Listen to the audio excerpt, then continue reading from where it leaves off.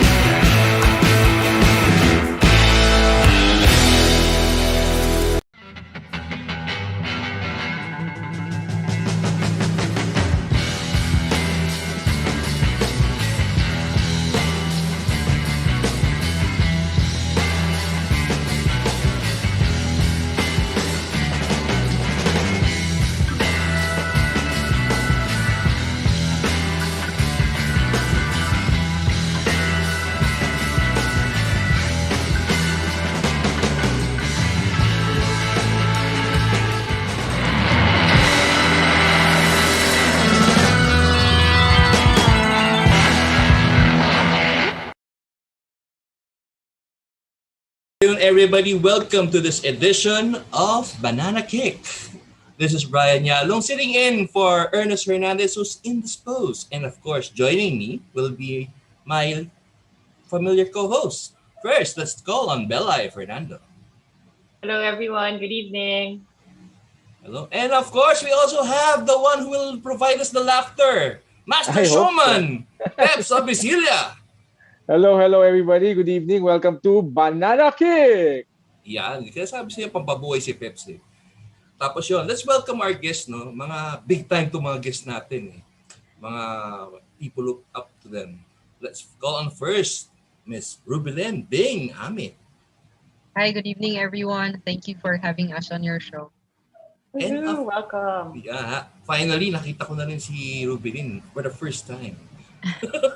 And also with us, please welcome Jed Diamante. Hi guys, good evening, magandang gabi, mayang gabi sa inyong tanan. Thanks for having us here. We're excited to, magandang usapan po tayo ngayong gabi. So before we start, we'd just like to acknowledge our sponsors. First is Pacquiao Coffee, 3-in-1, Kapeng Barako with malunggay. Then Orange Malunggay, Orange Iced Tea, and HG Guyabano Drink. Ang dati nating iced tea and orange juice, may bago na, may malunggay. Malunggay iced tea and malunggay orange dito pa. Available at Mercury, Supermarket, Robinson's Supermarket, which may tumatawag. And then for those who can't be resellers, you can email sales@orange.com.ph. Sorry about that. At may, ewan ko sino tumatawag, mamaya ako sa tignan. Party line mo ata yun. Baka si Ernest. Huwag gugulo no? Sabotage. Oo nga eh. Pero bago that, kumustahin na muna natin. How are things with Bing and Jed? I know everybody has been trying to adjust. How are things on your end? Let's start with Rubilen. With me, Yeah. now would be the longest na wala akong tournament, no competition at all. Mm-hmm. So it's something new, but it's an opportunity for me to work on other areas of my game and of my life as well. So madaming Madaming mga first time nitong pandemic. So, hopefully I'll be able to go back to serious training in preparation for the SEA Games. Sana matuloy. But syempre, kung ano yung safe for everyone, doon tayo. So, Pero wala na ba yung mga yung mga trick shots mo? Yung mga trick shots natin yan. Ano ba ang in billiards, naapektuhan ba siya? I mean, when you don't practice? yes, of course. Like in any other sport, yung muscle memory mo, medyo, although I have a table at home, but nagka-problem kasi ako with the level.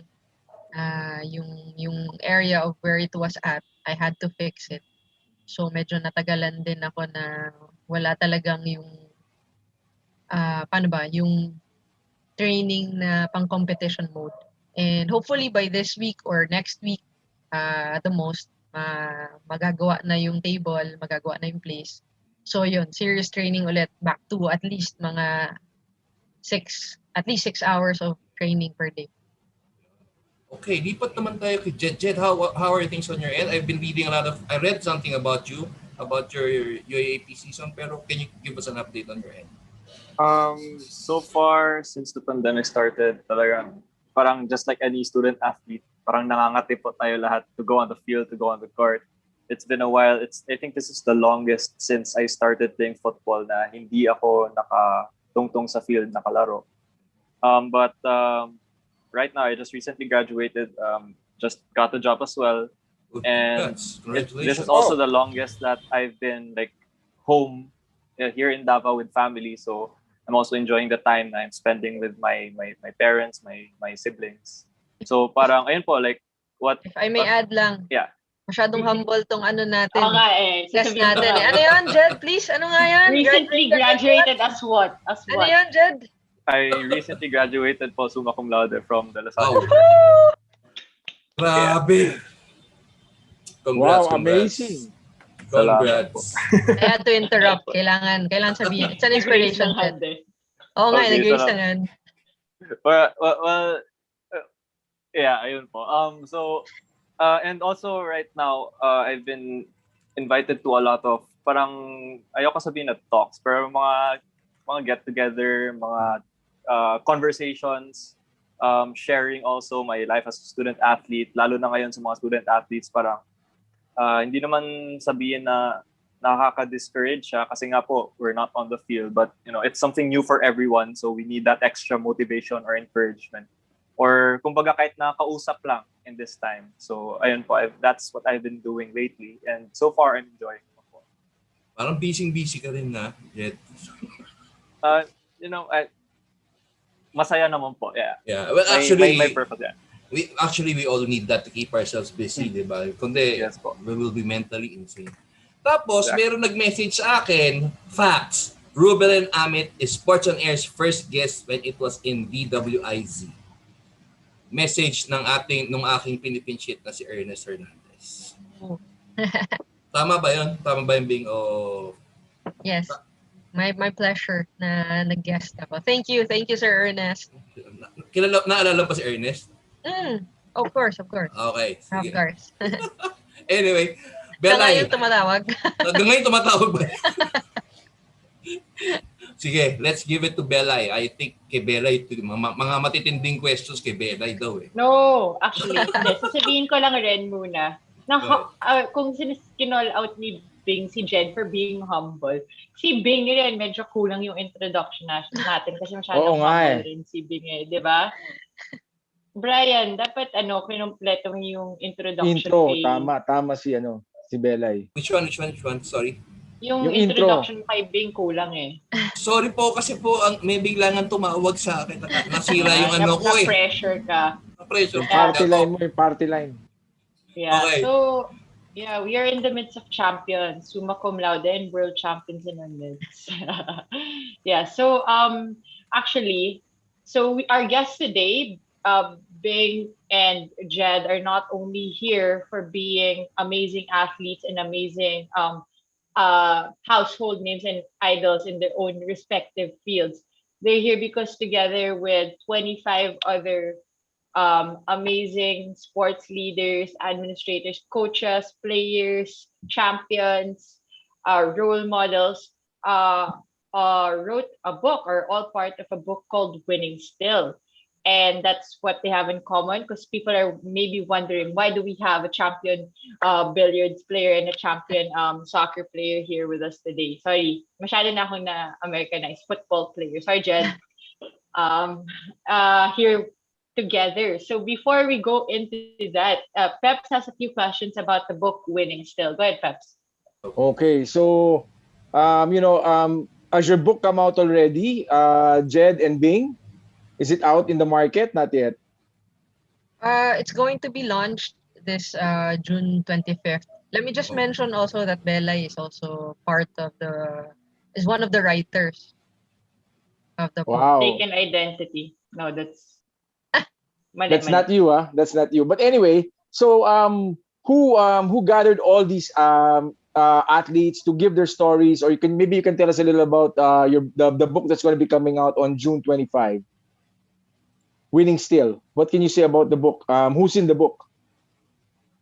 If you want to ask who's in the book, parang kung titingnan po natin yung list, parang ako po mismo, when I was in that Zoom session for the first meeting na they were just pitching the idea, I was thinking, what am I doing amidst these Philippine champions? Kumbaga. I think, I'm not sure, do we have a list there to just show, or do we have, I don't know, a picture just to show like who are, I think that's actually it's not a table of contents, but it's like the page of the names of the champion athletes of Philippine sports who are there. And actually, it was a product of the MWF session of Mindanao Peace Games, convened by Coach Noli Ayo, with the late Coach Rico Navarro and Ma'am Gang. So it was like a Monday, Wednesday, Friday routine siya na parang gathering of sports players, coaches, mga administrators, just to continue the conversation about sports or talking about sports when sports was talagang wala, no, during the pandemic. So it just started at that, and then at the end of the whole thing, I think Coach Nolly and sina Coach Rico and Ma'am Gang, they were like, I think it was Coach Rico's idea na why don't we immortalize these stories? You know, why not let's write a book? Yeah. So parang ganun lang siya at the beginning. So those who were invited to be speakers, to be reactors during the MWF sessions, they handpicked 25 of those Philippine champions and put them in one Zoom meeting. 27. Ayun, 27. They in one Zoom meeting, and sinabi na, you know what? Why don't we write a book about the first 100 days of the pandemic? You know, the first 100 days, and talk about something that despite everything that's happening, ano pa yung nangyari sa'yo na you're winning still. Ayun po. Big shout out to Coach Noli Ayo. I actually, we were able to talk to him some weeks ago, and actually I owe him an interview of something like this. Kaya nung I told him that you guys were gonna appear and we're gonna talk about it, yun, alam niya. Because I was asking questions kasi si Bella ayaw ko sagutin. Who knows? Who knows? Ako, ang tansya ko lang dyan, di ba? Now it's going to be a book. It's coming out when again? June 25? And how will that be available? Is it available in local bookstores? Will it be available online? How will we get a copy of that book? Actually, we're also waiting for details. It's a surprise. It's going to be a surprise. Sa sobrang focus with making the book, medyo na-delay lang yung yung details for on how it's going to be sold. But probably by the launch, may details na by then. Okay. Malay mo, maging Netflix series yan, di ba? Oh, why not? Pwede. Why not? Ginawa mo Last Dance? Hindi, sobra ka naman. Yung uso ngayon, yung Filipino number 1 sa Philippines ngayon. Okay. That's a book. Tapos naging naging anime series. Malay mo, maging anime series rin Winning Still. Di ba? It's an inspirational book. I think that's good for everybody. Yun. I'm just curious. Kasi all of you are gonna write something for this, an essay for this book, no? So, could you give us parang an idea of what we would be able to, what we can expect? So, are you gonna write about your whole life? Are you gonna write about your accomplishments? Or is it something else? Parang siguro lang may idea yung mga viewers sa atin what to expect. So let's start with Jed. Yung ano po, I think what's nice about it is you wouldn't expect these people or like these athletes na mapapasulat natin ng isang essay, kumbaga. And what's nice about it, it's very personal. Parang we are opening up to everyone about maybe something vulnerable. Parang we made ourselves vulnerable kasi it's the first 100 days of the pandemic. Or any recent story, reflection about ano ba yung napagdaanan namin. And that's what we really outlined there. So, iba-iba po talaga. I think that's what the readers may expect. No? Iba-iba talaga yung perspectives na pwede nyo makita. Iba-iba din yung way of delivery. Yung iba, literal na nagkikwento. Yung iba, may patula pa. Yung iba, detailed as detailed as it can get. And I think it's a nice way to get into the shoes of these champions. Parang always, lagi lang po natin sila nakikita on TV, maybe on the court, raising those trophies. But this is the parang place where we share what happens behind the scenes, especially during this time of pandemic. So it's very personal po. I think that's one thing that we can expect. And winning, like the idea of winning, it's not really it doesn't have to always be grand. Even in the smallest of ways, I think ma-explain din po ng mga writers, no, during this time, paano pa rin kami, how we still won those small battles during the pandemic. How about you, Bing? Yeah, very, very nicely said, Jed. Gusto ko yung nasabi mo na about being vulnerable. Because, yun nga, like when people see the champions, like when we see them, parang on a pedestal, na parang laging perfect, everything is going their way, ganyan, but hindi. It's really makikita din yung attitude of being a champion. So, and what I like about it is that it becomes relatable na when people read, somehow parang may kita din nila themselves dito sa mga champions na to. And I'm really excited. Ako as one of the writers, more than anything, na parang first time ko kasi to talaga eh. I'm not a writer, so I was really I'm really honored and na to be chosen as one of the writers. And more than anything, I'm really excited to have a copy kasi gusto ko talaga mabasa kung ano din yung mga sinulat ng mga co-writers na tinitingala ko rin talaga. Gusto ko to see kung ano yung mindset nila, especially nitong pandemic, because hopefully this will be the only time na magkaroon ng pandemic in our lifetime. True. So I'd really want to see how they cope or kung ano yung mindset nila. So there, I'm also excited for those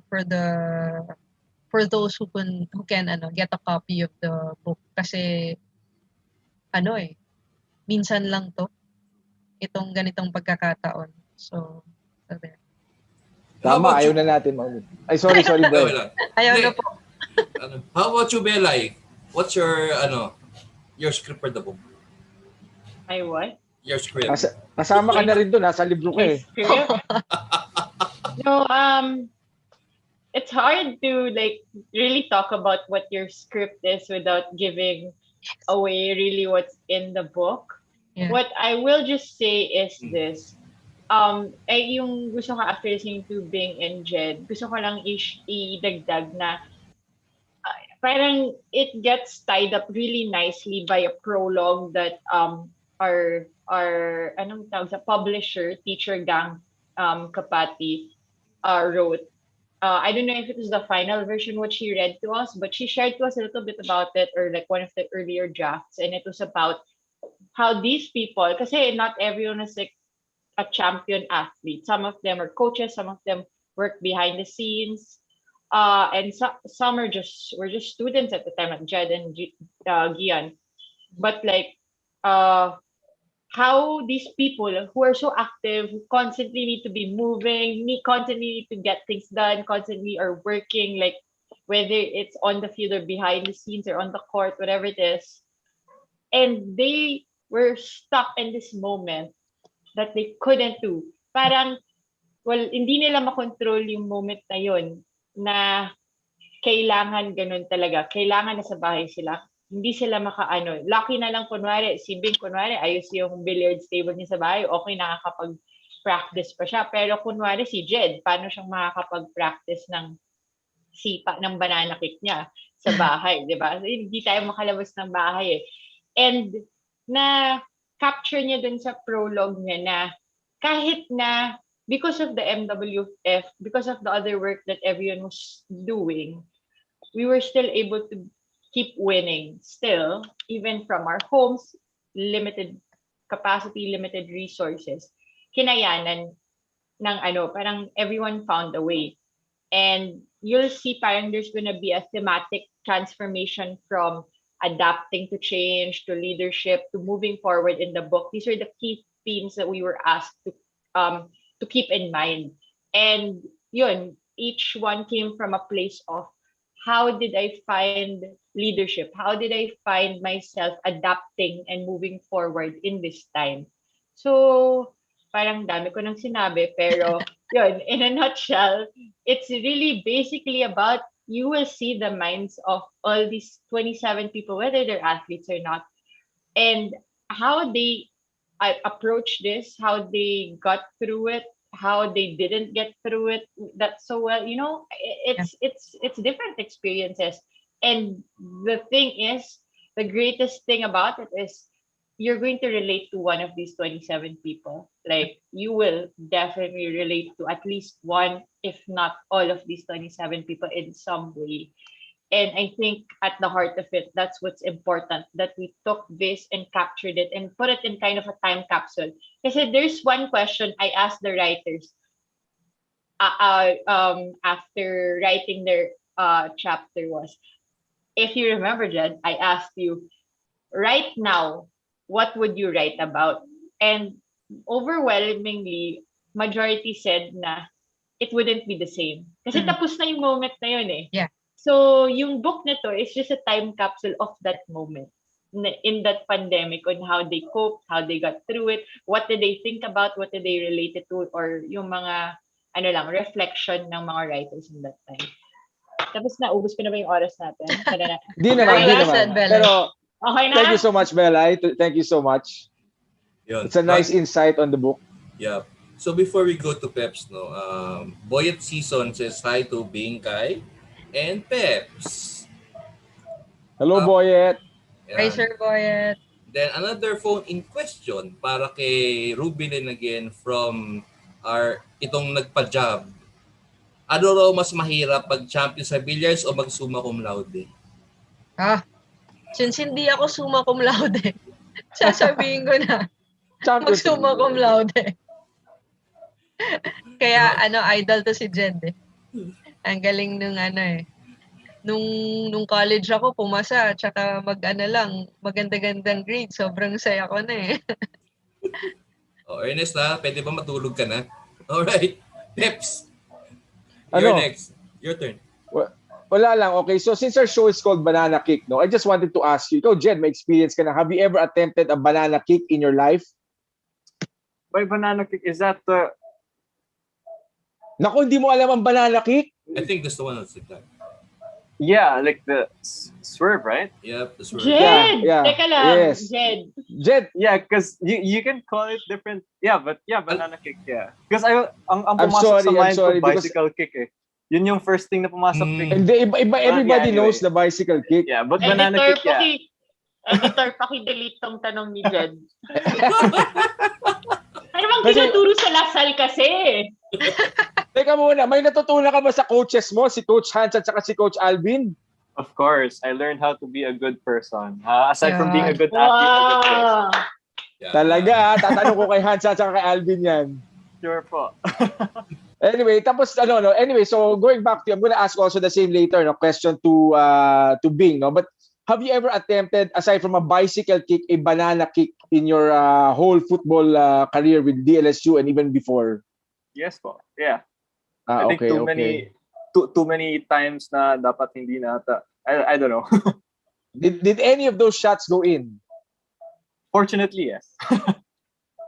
Okay. Now, ikaw naman, Bing, no? Siyempre, iba yung sport mo. And, we're really it's really such an honor to be with one of the, kumbaga, the contributors to the book Winning Still. And aside from that, it's an opportunity for me to be talking to a world champion. Kumbaga, ka-level ni Efren Bata in the women's division, di ba?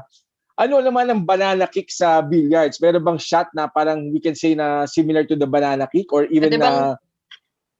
Papakita ko sana kung saan ako nag-football eh. Hindi kita eh. Ay, wow! Kita siya. This is at This is at a grocery store. Ano yan? Ano yung ginawa mo? Sa grocery, tapos meron doon parang may goal. Yun, nakaupo ako sa goal. Tapos sabi ko sa teammate ko, dali, sipahin mo yung bola. Naglalaro kami ng football sa shop boy, sa grocery. Yun yung pinaka So, hindi ako yung nag-banana kick ng football. But, merong parang banana kick somewhat sa billiards. Yung mase. Na-mention nga ni Sir Brian kanina. Si Tatay Efren, yun. Lagi yung makikita yun. So, yes. Nasubukan ko din. May kwento ako, konti lang. Sige, go. Sige, go. May kwento ako. Na-excite bigla eh. Nag-doubles kami ni Tatay Efren. We joined the World Mixed Doubles. Si Tatay Efren, partner ko. And he's really known for masay shots, di ba? Sabi niya, masihin mo. Kasi yung tira hindi kita eh. Masihin mo. Na-pressure yata ako kasi parang, di ba, master of masay shots yung nagsasabi sa akin na masihin mo, di ba? Ayun, pag masay ko, supposedly, parang siyang magka-curve. Sa awa ng Diyos, yung tira ko, diretso lang. Sabi ni Tatay Efren, di mo pala kaya eh. Just a funny story lang, just to keep it light. Wow. But yan, yeah, I've tried it and I've done it successfully naman in other opportunities nang hindi katabi si Tatay Efren. Pero that would have been really a shining moment, no? Pag na-pressure ka, biro mo, the master of Masay asked you to do a shot. Oo eh. Tsaka medyo yun yung part na naghahabol kami. I think that was in the semis. Against Team China. So we needed that that shot. Wow, amazing to hear that story. Yeah. Galing. I can imagine the face of Kuya Efren. I mean, just the fact na katabi niya si Tatay Efren. Di namin siya pwedeng tawagin tatay eh. Yeah, when I was emailed nga na we're going to do a doubles. Ang tagal kong tinitigan yung email. Parang mga 30 minutes akong parang kinikilig na simula nung bata ako. Pinapanood ko lang sa TV si Tatay Efren and then we paired twice sa World Mixed Doubles. Wow. Amazing. Yeah. Yeah. O mabalik naman ako doon sa libro. Yeah. Sino bang pinakabatang contributor sa libro at saka sino pinaka senior ang nag-contribute sa libro? Would you know? Meron po kami, just to give a little background, every month we have this gathering. Parang all the writers who can come, parang nag-uusap-usap kami, we invite some guests, gano'n. And then meron kami mga tawag nitong mga breakout sessions, pang mga reflection. So share ko lang din, whoever's in my group, lagi ko sinasabi yun yung youngest group. So you are not the youngest one. But I am not the youngest. Do not take that title. You are not the youngest one. Yeah. Si Coach Sandy. Si Coach Sandy, batchmate. I-shout out mo naman yung batchmate mo. Yeah, shout out to my batchmate na daw po nung youngest namin. So nag-move na po siya ng ibang batch. Si Coach Sandy po, Arespacochaga. So imagine po si Coach Sandy Arespacochaga, sinasabi niya na batchmates kami. So parang nakakaano din yun. Nakaka-starstruck. Pero anyway, ang youngest po namin si Gian De La Cruz from Ateneo de Zamboanga basketball. So siya po yung team captain doon. So she's the youngest contributor. And then the oldest, I have no idea. Sagutin mo ng ayos. Mahirap sagutin, Jed. If I were you, ako sasagot. I won't fall into that trap, Jed. I have a guess. Guess lang. Just give me an idea. Who's the senior among all you winning still guys? He's the oldest in terms of wisdom. Oh, ganun mo In terms of wisdom. He's the oldest. Pero baka in age also, he's the oldest nga. Okay, next na gathering natin, Oo nga they will eh. clip this video and then play it there. Tapos, Diba? Breakout room mo pa. Lagot ka ngayon. Sagutin niyo na, kayo yung guest today, hindi ako yung sasagot. Jed, sagutin mo na.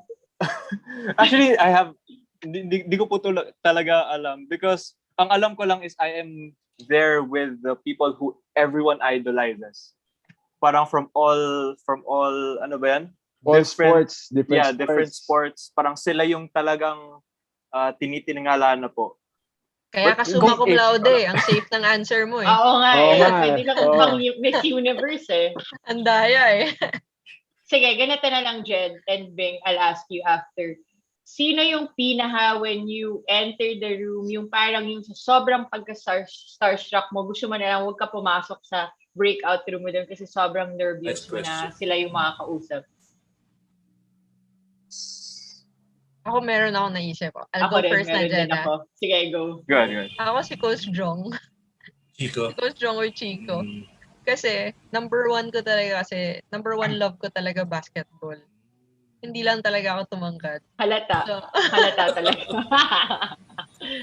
first love ko talaga basketball. So parang when I saw si Coach Jong, yung parang, wow, mga basketball idols ko and then siya yung coach. So parang na-starstruck ako na parang pag nandyan siya, parang di ko alam minsan isasagot. Actually, nung first time pa lang, kasi as I mentioned nga kanina, kami ni Heidelin, we were added into the group of writers. Medyo late na eh. Kaya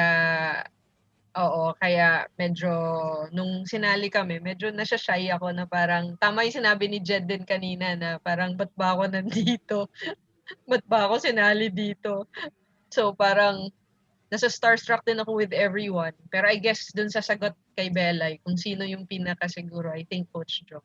Coach Jong ay Chico. Yung sa akin din, yung sa akin lang, sa tingin ko, nasagot niya rin yung sino pinaka-senior doon sa grupo nyo. Ay, hindi. Hindi. siya yung sagot. Meron pa? Hindi siya yung Diba? sagot. Hindi siya yung sagot. Lakas ng loob, okay. bumagal na senior Pep. So dito kaya sino senior? Ikaw, mas mukha ka senior kaysa sa akin. Puti na yung buhok niya. Ako, medyo itim pa. Tsaka di pa nakakalbo. Ayos pa yan. Nagtitila ka eh. Jed, ikaw naman, Jed. Okay, Jed, go ahead. Sa akin po I think si Coach O. Si Coach O. Kasi I think we never really met personally. Pero nung every time magkasama po kami sa breakout room, parang nakikita ko, ito yung champion coach. Tapos ganito siya mag-isip. Nakikita niyo po yung aside sa kanyang passion for the game, yung sincerity niya for the players. Tapos parang napapasa niya po yun sa mga kausap niya, mga kahalubilo niya. And you really feel that kind of energy around Coach O. So pagpasok ko pa lang dun sa first Zoom meeting, tapos nandun. Yung aside from Coach O, pati yung mga Olympians, yung mga champion Olympians natin na talagang naririnig ko lang. Or even Ate Meggie. Ate Meggie Ochoa was she was one of our guests doon sa Project KKK with Gian. Kasi we had this parang kwentuhan din with student athletes. And then whenever you invite those athletes na parang alam mong wow, tapos they're there to spend time with you, to talk, to converse with you. Parang it makes us feel that parang ang saya, ang sarap ng feeling na we get to connect with them. And nangyari pa yun during the pandemic. So parang who would have thought na mapagsasama-sama tong mga tao na to. Kasi kung hindi po pandemic, parang ang hirap po. People from Luzon, Visayas, Mindanao, ipagsasama sa isang place just to make a book, it would have been like a harder process. But because of the pandemic, this is one of the good things, a silver lining that came about. No? So, yun na po. I actually have an answer. And I've said this. So this is going to be my third time to say this out loud. Oh. Hindi ko alam kung narinig niyo na to. Ako talaga, sinabi ni Coach Nolly that I have to interview one-on-one si Akiko Thompson. And I literally messaged someone else to swap with me. Swap Ada Milby for Akiko because I really did not want to be in a Zoom room alone with Akiko. I was so nervous. Why? Pero, I mean, Why? Because she's Akiko Thompson Guevara. She's like the original idol and crush ng bayan and everything of Excuse me. everyone. Excuse Who do me, you yung think crush kaya ng si, bayan dati, yung kabatch ko, si Christine Jacob, Olympian. Huwag niyo nang tanggalin from Akiko. Then maganda rin si Akiko, of course. But talaga. Bella, Akiko is very, Akiko is very accommodating. Ang sarap Okay. siya kausap, to be honest. Very pleasant. So, okay guys, thanks for letting me know something that I found out on my own because Coach Nolly said, no, you may not change. This is a way for you to get out of your comfort zone and meet people. And, I super, I'm grateful that he didn't let me change because although I'm good friends now with Ada, I feel really blessed to have a relationship as well with Akiko now. So it's a good experience, but it's just funny that there were those people that were really like shy, that ganun ka idol status natin sila. So on that note, my next question is, can you share with us some relationships naman that you formed with co-writers that you didn't know before and the relationships that you didn't think would come out of this book, like specific and specific like anecdotes. Ready si Jedo. Go, sige, ikaw na. Parang, well, building on what I said kanina, after a few times na nag-meet tayo during the monthly gatherings natin, parang Coach O was like, do you want to talk, to my team? And then, throughout the time na nag-usap kami, ano yung pag-uusapan, parang later on, sinabi niya na, parang he was saying na, I don't know why, but he keeps saying na Jed, parang idol Jed, parang ganon. You really have to talk to my team kasi I think inspiring yung yung story mo. And for me, like an athlete who looks up to Coach, na sinasabihan niya ako na ganun, parang it's like your idol telling you ikaw yung idol niya or you're good. So parang it validates somehow who you are and the things that you've been doing. So and then ever since then, parang Coach has been telling me na parang keep the lines open, always communicate, and then every time magkasama po kami sa mga breakouts, parang ang sarap ng usapan. Laging hindi lang yung parang kaibigan na kausap mo, pero full of wisdom pa, which is what I really love. And then even also Coach Sandy, I think one of the times, the moment how I felt na parang I was really, really welcomed into that group was when Coach Sandy first said yung parang side joke na parang batchmate Jed. And then kahit nasa chat, yun sinasabi niya, uy, batchmate, o kumusta, gano'n, or congratulations, batchmate. So, parang the connection is there now. We're not, you're not just like, you're not just Belay Fernando, you're not just Jed Diamante, being Amit. You're all one family together, and we're trying to make this book so that we can connect with others. I don't know why kinilig ako nung kinuwento mo yung about kay Coach O. Kinilig ako. No, grabe. I know, I understand. That must be super validating na parang you're someone you look up to is reaching out and thinking that you have wisdom to share with his players na are coming from a champion team also and a champion coach. How about you, Miss Bingkali? Yes. For me, si Robbie De Vera. Because when we were first introduced, Hides and I, na magiging part kami na magiging one of the writers sa book. So, medyo kinakabahan ako kasi hindi naman talaga ako writer and natuwa ako because si Robbie, he reached out. He messaged me privately and then he asked me kung ano yung topic ko, and actually, sa essay ko, may part doon na may contribution si Robbie. He gave me this quote and then sabi niya parang baka pwede mong magamit. So, na-appreciate ko yun. And then I was invited also doon sa podcast niya. And then parang from there, and then I was also again invited doon naman sa Bangsamoro Youth to give a talk. So, parang natuwa ako na somehow kahit na hindi talaga kami magkakilala before this. Meron kaming mga things in common and yung passion mo to help people. So yun, kasi nandun pa lang ako sa early part nung helping out other athletes, ganyan. I try to help out in my own little way, pero the people that are part of this book, talagang idol in terms of helping out, reaching out to other athletes, to other youth. So yun, first si Robbie, and then second would be si Coach Sandy, Respacochaga also. Because kahit joker yon, kahit sobrang makulit si Coach Sandy, may serious side din. And I went through something last year. And then si Teacher Gang, who is the editor ba, or the publisher of this book, created a group chat with me, Coach Sandy, and si Teacher Gang.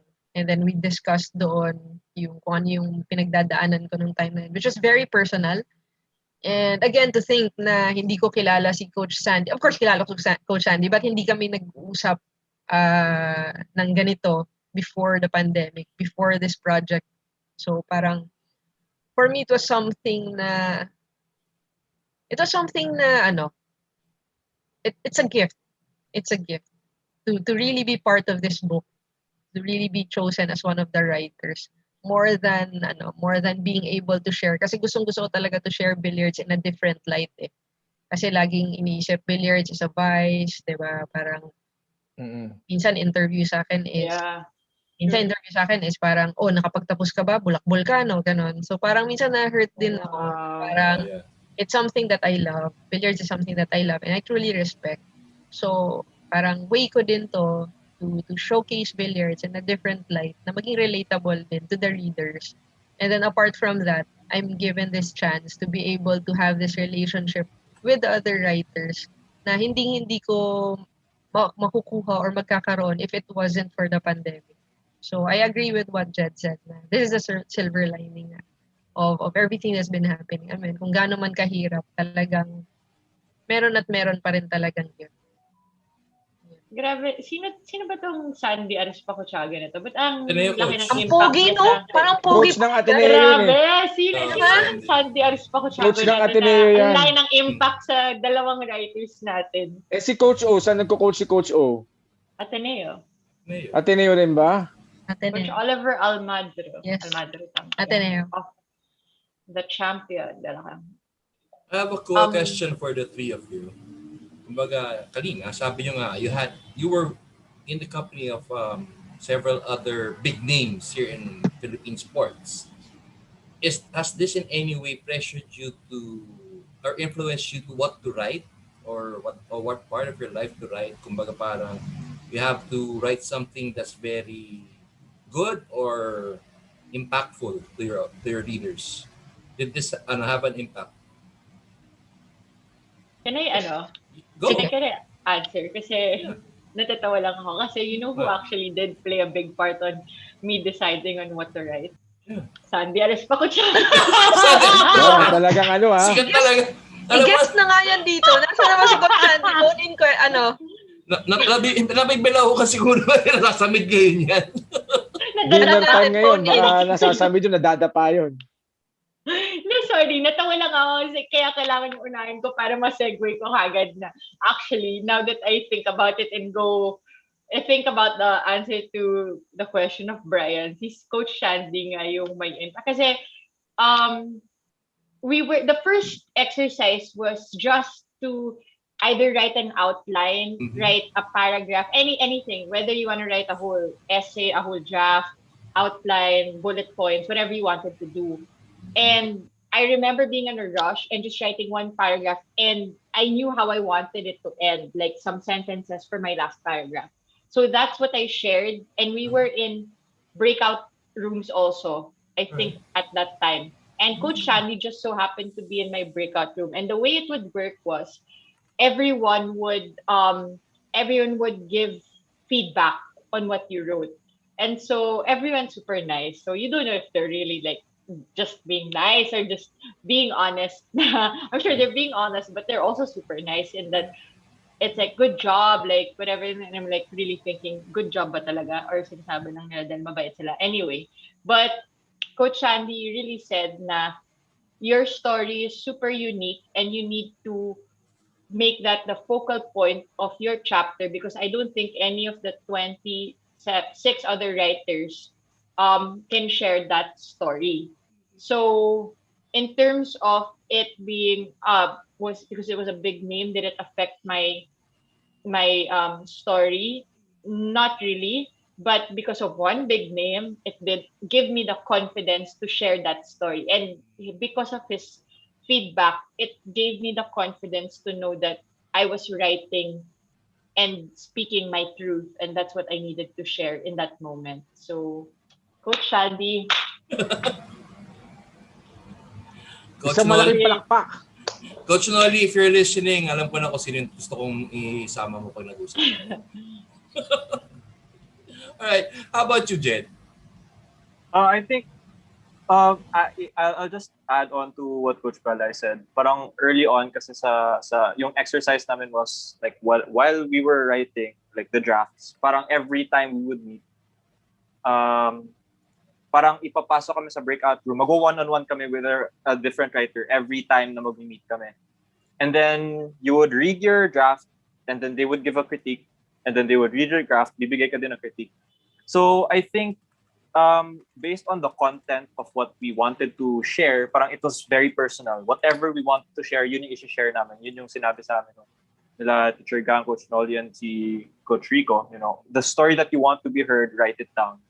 But the way na parang what yung influence po ng ibang writers was, iba-iba sila eh. Like they're coming from different backgrounds. Like merong writer na maybe also from the football. Meron ding writer na from the younger generation. Meron din from another generation. So from another. Okay. Salamat, Ang galing mo so, talaga, Jed, idol. Cum laude, cum laude. lagot ka niya. So, ayun po. So, parang you get feedback from them na mas nakaka-relate sila or mas clear sa kanila yung gusto mong isabi if you might say it this way. So, it was really a very parang talagang collaboration siya, not only because we wrote our own stories and put it in one book, but because each one of us had parang helped the other parang make their story parang mas maganda ma-take in ng mga reader. So I think that's one of the nice things about this kind of book. You know, it's not just me writing and then the editor editing it. It was all of us helping each other out to share our stories the best way we can. How about you, Bing? Yeah. With me, na-intimidate ako. Na-intimidate ako because when I entered, nandun na sila sa flow. Nandun na sila sa flow na meron na silang paragraph and they were reading it out loud na. So parang ano ko yung masusulat ko dito na may sense, alam mo yun. But the thing was, I'm very grateful for Teacher Gang and si Sir Rico because they really held my hand while writing this essay of mine. Kumbaga, kung siguro without their guidance, baka pwedeng maging mindset ko is that parang paano kaya na medyo impressive naman lalo na mga idol ko tong mga to. Alam mo yun, pwedeng ganon. But what Teacher Gang told me is that sabi niya, write a letter to your pamangkin about what's happening ngayon na related sa billiards. So from there, lumabas yung sincerity. Lumabas yung thoughts ko na hindi ako na parang trying to impress somebody else. But lumabas yung heart dahil love ko yung pamangkin ko. Kumbaga, it's something na very sincere. And after that, after nung nabuo ko yung essay, si Sir Rico was there naman to help me out with the editing, kasi it's my first time to really write something that's going to be published. So, mahirap siya when I started. Isip ko mahirap to. But it became a journey wherein parang nagustuhan ko yung experience and I would love to write again. Siguro kung nandun kung meron ulit tutulong sa akin.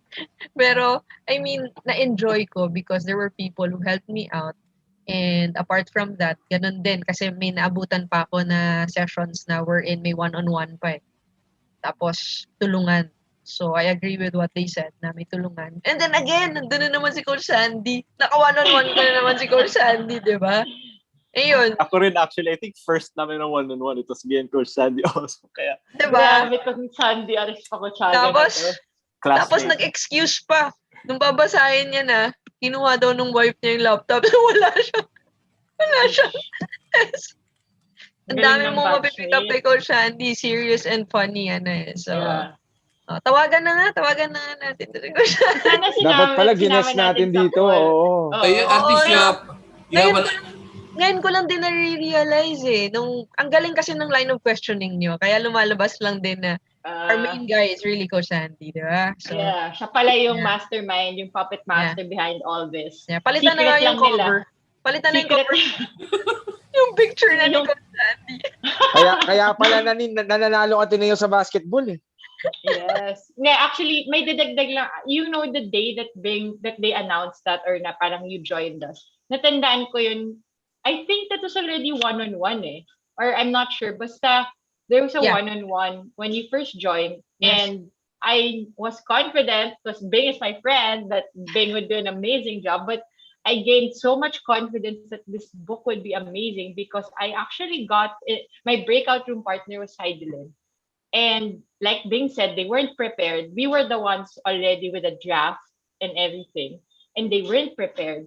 But she came at me with, I think, 2 or 3 options for her storyline. And she just told me the story. And it was so emotional that she started tearing up and like cry. And it was so powerful without even writing a single word down. It was all just her telling a story. And in that moment, I was like, wow, like if these athletes are so amazing, and like they can tell their stories this well, God is really not fair.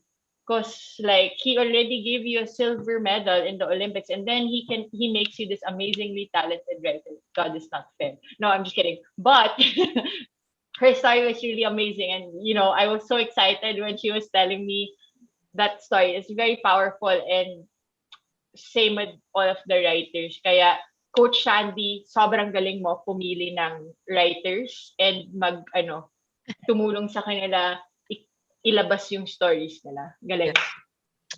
Yes. Mukhang may guess ka na, Bella, for next week. Alam ko na kung sino pwede mo. I'm convinced.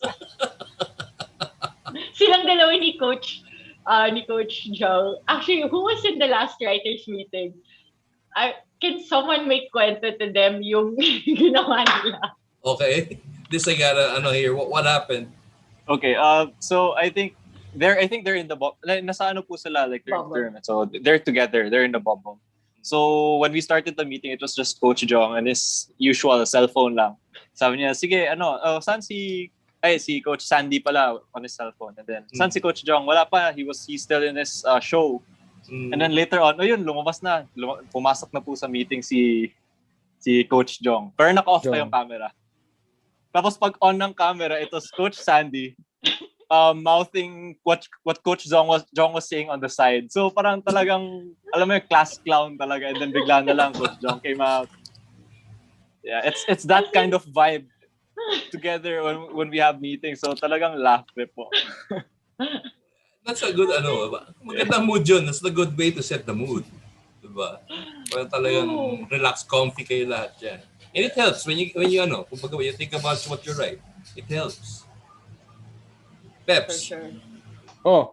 Mukhang sa tingin ko paglabas ng libro yan, magkakaroon na rin ako ng salamin kasi alam mo hanggang ngayon okay pa yung vision ko pero mukhang mapapabasa ako ng libro ng Winning Still. I'm looking forward to getting a copy of that. Autographed by Bing, Amit, and Jed Diamante. Sure. I appreciate that. And Coach Bella Fernand. Speaking of that, is there a certain kind of book launch na parang you guys will be actually there to release that book? May ganun ba? Usually, di ba pag mga book launches may ganun Is there something like that? from what I know is that it's going to be online and it's being prepared by Teacher Gang and I think Mariel, no? Yeah, together with Yes. PWU. Yes, PWU and Mariel Benitez. So, yeah. We're waiting lang din for details. Yeah, we Or- actually have a writer flying in from the US just for the launch. Two of our writers, tama ba? Two of our writers are from the US. Oh, okay. And then one is flying in and will do the whole quarantine, everything, just so he can be here for the launch. Yeah. So, you're just talking about the book physically, yun ang ila-launch. Wala yan, di ba? Usually, iba meron sila yung mga parang naka-PDF format or soft format. Walang ganun. We don't have a PDF yet. Maybe that's something they should consider. But we have a podcast and an audio book because it's the writers reading the chapter, but there's some questions before and after. Yun yung mga usually those are the things that people would ask after that. Yun. Peps. Oh. Tanong ka naman. Ha? Tanong ka naman. Wala na starstruck ako, di ba? Suma cum laude ng Lasal, Captain Ball ng Lasal. Tapos world champion, di ba? Tapos football superstar in the women's area si Bella. Talagang tapos bowling champion. Saan? Ako, talagang ikaw. Oh, bowling champion ka dyan. Diba bowling champion ka? Bowling champion yan. Sa barangay namin, bowling champion. Doon lang, barangay level lang. Grabe ka naman. Congratulations. Kamaniwala pag kaniwala dyan. No, I just like to say, I just like to say that, I'm so happy for you guys that you were given this opportunity. Like you were saying, it was the theme was basically like 100 days, of the pandemic, and finding out that you guys coming from different sports, you have billiards, you have football, you have basketball, and and these are group sports and individual sports. All your experiences are also different, and that I see that you were given the opportunity to meet these great athletes, and you're so lucky that you're part of this book that's going to be coming out. So good luck to that, and to all the members, the 27 writers of that book, and to the people who inspired you or who put you guys together. I think they did a very good job, and we're looking forward really to getting a copy, or for all of you watching out there, please do get a copy of Winning Still, okay? And we'll get the details maybe from Bing, from Jed, and from Bella soon after. So congratulations again, guys. Thank you, sir. Thank you. Parang gusto na magpaalam yata ni Peps, Hindi ako gusto magpaalam. Teka muna, sobra ka. Binababay na tayo eh. Hindi, syempre, baka tanungin mo pa ako, matataranta na naman ako nito. Ayun. Bella, do you still have any more questions? Or anything you want to share about the book? Am I saying something to close it off? No, I'm just kidding. It's good if you want. So I mean, with these guys, I can talk about the book all day long. So I think for now we answered as much as we can answer. If you have any questions, maybe we can ask people to follow Winning Still on Facebook so that there's more information. It probably has more information than the three of us have about the book launch. Yeah. So if there are no more questions, let's give the floor to Bing and Jed for their final words, thoughts, or if you want to do shout-outs or basically promote aside from the book. The floor is now yours. Let's start with Bing. Again, I would like to thank you for inviting us on your show. To all the viewers, I really hope that you could get a copy of this book. It's considered as a history. Tama, no? Yeah. Historical. Yeah. Tama ba? Yeah. No? So, it's something talaga na even I na part of it na I hear their stories pag nagsesession kami, and I still learn a lot. So I'd really recommend na for you to have a copy, and even maybe give your friends or people who you care about a copy of this book. And I would like to thank also si Teacher Gang, si Coach Nolly, the late Sir Rico, including the Mariel of PW also for hosting this launch. Thank you for making this project possible kasi kami rin na writers, ang dami rin naming natututunan, and it's a one of a kind experience. So maraming salamat to all the sports viewers, athlete viewers. I know na medyo mahirap ngayon, lalo na kung talagang you guys compete. I know na mahirap matigil sa bahay, and iniisip natin na baka what if na pag-iiwanan tayo. Hindi, meron pa rin tayong pwedeng i-build, which is more importantly the mental aspect. So just let's just be patient. Tatapos din to, and then we'll all go out to pursue kung ano man yung goals and dreams natin. So again, maraming salamat, and everyone stay safe. God bless. Thank you. Right, thanks Bing and Thank Jed. you, Bing. Una-una, salamat po sa Banana Kick for inviting us here and helping us promote the book. Ever since na ginawa po yung book sa start ng pandemic, or when the book was parang conceptualized, I saw it as parang ito yung image na pumapasok sa mind ko. It's just like pagdating ng pandemic, everyone is telling us na pumasok ka dyan sa madilim na kuweba na yan, or a very dark cave. No one knows how to get to the other side because it's like the first time in our lifetime na may ganito kalaking pandemic. But when they said na we're gonna be writing a book with these people, it's just like sabay-sabay kami. Hindi namin alam kung ano yung nasa harap, but we're all walking towards inside that cave na hand in hand. And now we were able to write our personal stories, as in literally we became very vulnerable. We wrote it down. We have a lot of different stories na at least one of you will be able to connect or relate with. And now you have the opportunity to hold hands with that champion and get through this, dark cave together with them.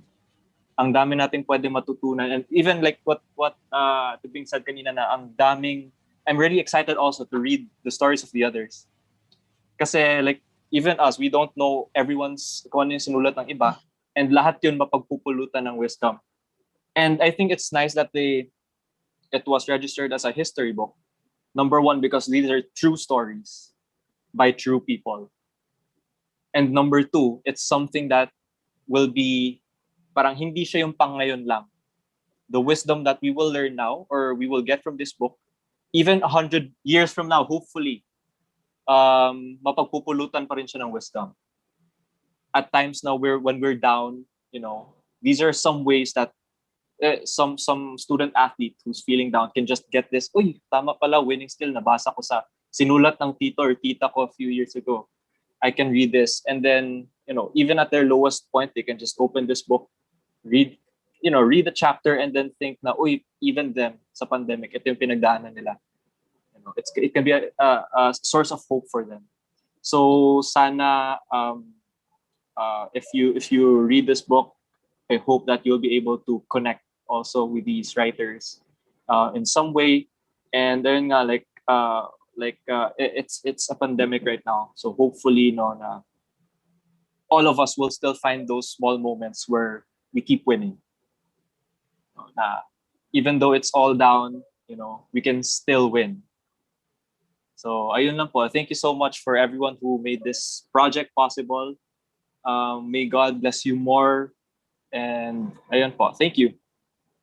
Nice. Cum laude. Talagang cum laude speech. Talaga eh. Praktisado talaga. Ano yung pinapakain dyan sa bahay ng Diamante, sa Diamante household? Bakit parang lahat ng Alam ko, Bella, yung kinakain nila hindi ko alam, pero yung pinapatugtog sa bahay nila alam ko. Ano yan? Yung kay Rihanna, Shine Bright Like a Diamond. Nakiyaka talaga. Anyway. Baka di nyo alam yung kantang yun, ha? Kasi si Jed, di niya alam yung Banana Kick. Nagulat ako doon. Nagulat din ako doon. Baka iba lang yung term. Kayo naman doon. Anyway, Peps, your final words, or if you want to shout out or greet anybody or promote something. Well, of course, I want to thank our guests for this evening, si Bing and si Jed. And of course, thank you all for tuning in and watching our show, Banana Kick. And of course, On weekends, if you want to order, you can try our Fritzapais. Okay, you can find us on Facebook at Fritzapais. And of course, don't forget our Malunggay coffee and Yes. Guyabano homegrown. Homegrown ba? Tama ba?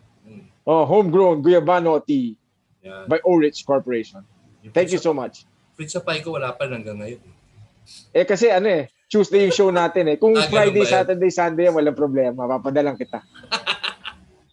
And Saka of sila course, rin. talaga, sinabi niya, papadala niya kayo. Pag di kayo pinadala, sabihin niyo. Ang problema, si Jed nasa Davao layo Dugay sa Maynila, galayo gyapon. Mukhang Okay sagot lang man po. ko, Jutay. Pag nasa Manila ka, sige, akong bahala sa'yo. Sige po. Yeah, thank you. Ani mo. Naks. Chef, may siningit pa eh. And Belay. Yeah, of course, I'm really grateful to Bing and Jed for joining us on short notice, for Coach Nolly Ayo for conceptualizing this project, to Sir Rico Navarro, to Teacher Gang Kapati for putting all these people and all this together. And I just wanted to insert one last na. Dami ko nang sinabi, dapat Go post ahead. lang ako dito.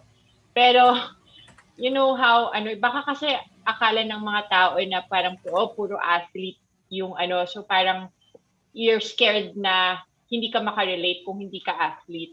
I just wanted to share that personally my chapter is not really about it was not about being an athlete at all. It was really a challenging part of my life that I was able to relate to being in lockdown. So parang my reflection was about being in that position or in that time in my life, and how I was mentally able to get out of it, and how I used that to take on this challenge of being in lockdown. So it's not necessarily just a book for athletes. It's a book for everyone, and it's more than that. It's more than my story, Bing's story, and Jed's story. There's so many more stories in this book that you will find relevance and relatability in. So we do hope that you'll be able to either get a copy of the book or listen to the audiobook podcast, or follow our Facebook page, Winning Still, and follow the journey of our writers. I mean, it's very exciting. A lot of them, after interviewing them, said that they are willing to write their own book, their own essays, their own, they're looking forward to sharing more of their stories since they found their voice, as encouraged by Coach Nolly Sirico and Teacher Gang. So we are all really grateful to them, and grateful for Banana Kick for guesting the three of us. No, I'm just kidding. For guesting our writers. And of course, to the main man himself, Coach Shandy Arespacuchaga, for enlightening us and inspiring us to do our best and put our best thoughts on that paper and sharing our story. So thank you very much, Coach Sandy. Mabuhay ang gilas dyan sa Clark. Itaas ang bandera ng Pilipinas. Okay, thank you. I have a feeling I know who the guest next week will be. Saka buti na lang pala nag-graduate na kayo. Kasi kung hindi, siguro rin-recruit kayo sa program ng Ateneo. Anyway, I just like kidding. I just like also to greet also the sponsors again. This time sana tama na. Pacquiao Coffee 3-in-1 Kapeng Barako with Malunggay, then Orange Malunggay, Orange Iced Tea, and HG Guyabano Drink. All available at Mercury Drug, South Supermarket, Robinson Supermarkets, LCC Rustan Supermarket, Lazada, and Shopee. If you want to be a reseller, just email them at sales@orange.com.ph. And as for me, thank you. It's been a pleasure being with you, Bing and Jed and Bella, and of course, Peps. It was a very fun interview, considering wala naman tayong mga talaga questions na hindi natin sinunod kahit anong gawin natin kaninang pagkahilig. Hindi natin sinunod. But it turned out well. That's the important thing. It turned out well. They enjoyed. I just like to invite everybody. Next week, siguro si Ernest na dito. Sa akin naman tomorrow, if you have time, please watch our season finale of our Sports Bites on Big Media, where we'll be guesting netball. We have Michelle Latuin, Comm'r, and Michiko Castañeda. I'll be co-hosting it with Rica Aquino and Thea Zena Rosa. All right. Good night, everybody. Have a good lunch and have a good week ahead. Good night. Bye. Thank you for watching. HG Guyabano, homegrown iced tea. HG Guyabano, I love my HG. Gawang Pilipino. 2. Walang pasin. 3. Gawa sa dahon ng guyabano. HG Guyabano, homegrown iced tea.